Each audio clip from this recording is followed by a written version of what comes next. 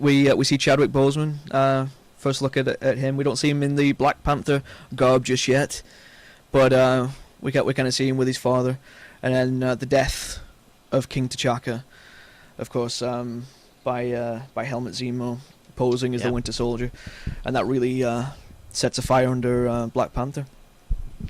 Yeah, what do you think of Chadwick Boseman so far? We haven't seen too much of him, but what are your thoughts? I've enjoyed how they've introduced him. Mm-hmm. I think that to introduce a new character this late in the game, and it is quite late in the game in terms of the entire continuity, is going to be tough, and to do it in a film that's got so much other stuff going on in was going to be difficult, but I thought they did it just about as well as they could to introduce the Black Panther and to get his motives down and to get his sort of his MO, you know, his what he's about and what he's after. Yeah. To get that clear and to get it out of the way in a sense, so it doesn't bog down the rest of the film. I thought they did a very good job. Yeah, I really agree. like the casting. I do too.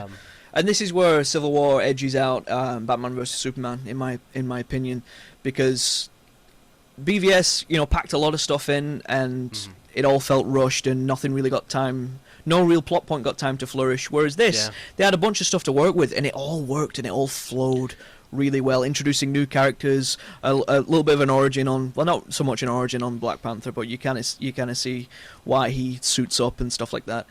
Yeah, they handled it right, I thought. Yeah, it's a good sequel.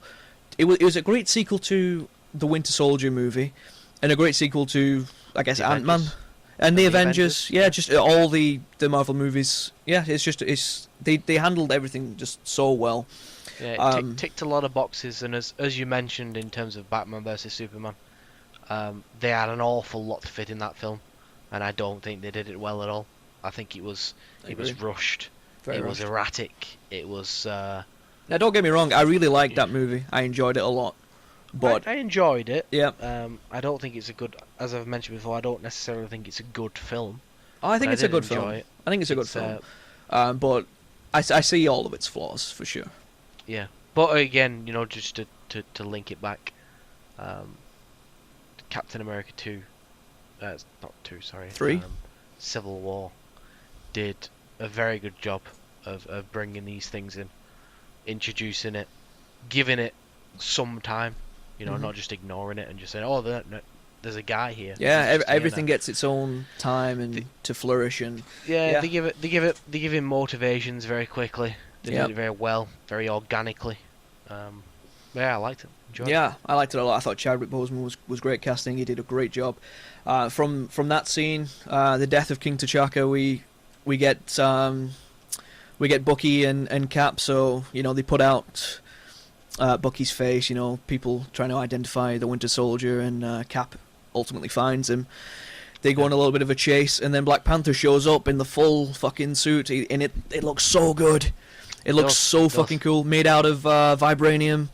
Yeah. He's pretty much indestructible, to be honest. He's so cool. His movements and everything, like, there's points where he gets on all, like, he'll land on all fours and stuff, and he looks very cat-like. It was just so good, and they're sprinting through traffic. It's a really cool sequence.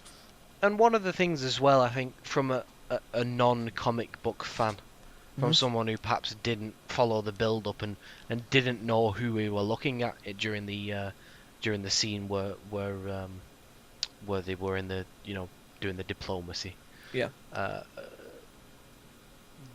You could be forgiven for not realizing that this is actually Black Panther, and his introduction, and he came in, and I wasn't sure at first. Like, I hadn't seen any of the actors prior. I didn't watch any trailers. So I didn't know that he ultimately would have been Black Panther. Yeah, and he sort of hit the ground running very quickly. Yeah, and, he did. Showed everybody what he can do very quickly. Was a real threat, you know. You know, he pushed everybody pretty dramatically in terms of trying to catch up to Captain America and Bucky. Yeah. But yeah, really cool sequence of them running through traffic and trying to catch up. Bucky can run. Did you see that? Oh, Bucky he can fucking run. Run, man. Yeah, man.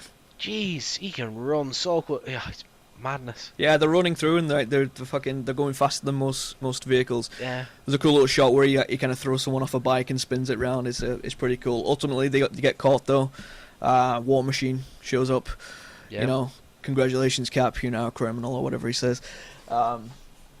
You know, then they get taken back. We see Martin Freeman as Everett Ross, sporting a little American accent. Martin Freeman's been good lately, like with doing the American stuff.